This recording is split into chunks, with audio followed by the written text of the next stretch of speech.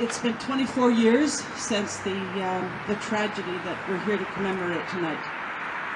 And I imagine, like me, all of you who lived through that relive what you saw. And for my part, what I saw, I was riveted to the television set.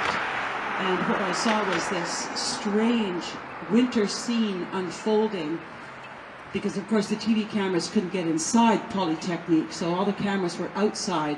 And there was constantly, for hours, you saw the flashing emergency lights of ambulances coming and going and the police cars that stayed there.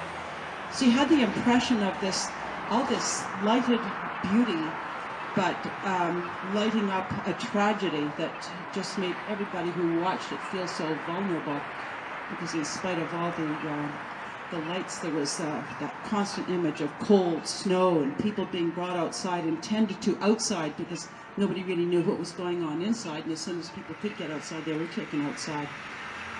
So that's the backdrop for this, and it's instructive for us to remember why those 14 women died.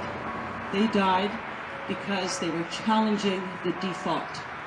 They were trying to change the status quo. And it's in memory of their ambition that we gather, and we not only gather to commemorate the loss of their lives, but we gather to resolve that somehow we're going to change things so that a similar tragedy couldn't happen again. What happened there was, some people think, was a freak accident, but we know it wasn't. It was the worst maybe that could have happened at that moment, but it wasn't really a freak situation. The violence that erupted there was part of a systemic disregard and devaluation of women that sometimes erupts, as all of us know, to our sorrow, erupts in violence.